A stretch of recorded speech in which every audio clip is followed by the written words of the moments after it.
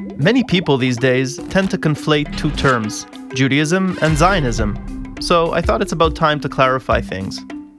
While Judaism is an ancient Abrahamic religion dating back thousands of years, as well as a national and cultural identity, Zionism is a much newer phenomenon. In its basic form, Zionism means support for a Jewish state in the ancient homeland of the Jews, the land of Israel. Like many other national movements, Zionism emerged in Europe towards the end of the 19th century. It was led by Jewish Austro-Hungarian journalist Theodor Herzl, who responded to a sharp rise in anti-Semitism in Eastern and Central Europe.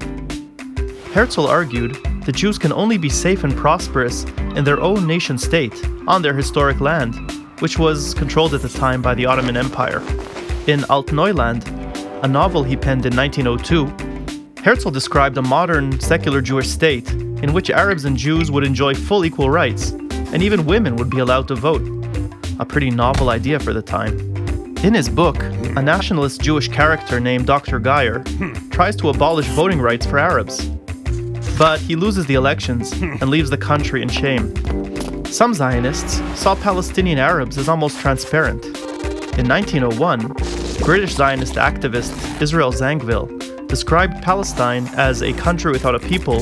The Jews are a people without a country.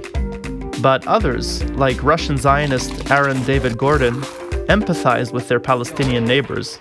How do we treat the Arabs, who, whether we like it or not, are political and social partners? What do we know about them? Gordon wrote in 1918. Early Zionists could hardly agree about what Zionism meant and what the Jewish state should look like. Some saw it as a political movement, while others as a cultural one. Some wanted it religious, while others wanted it secular. Some preferred a socialist economic system, while others were real capitalists. So, are all the Jews also Zionists? Well, Zionism means very different things to different people. Broadly speaking, most Jews support the existence of a Jewish state in one form or another.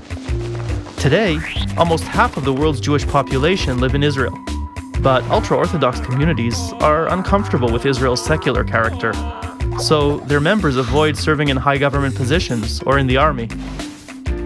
Meanwhile, millions of Jews choose to live abroad, but still support Israel politically or financially in their countries. Small groups of Jews, like the fringe ultra-Orthodox group Neturei Karta, actively oppose Israel. Radical activism also exists on the Jewish far left in Europe and the United States. We all have different layers of identity. For example, a person can be religiously Muslim, ethnically Arab, and nationally Iraqi. Similarly, one can identify as Jewish by faith or ethnicity, and Zionist or Israeli by political conviction. Identity, in short, is a complex thing.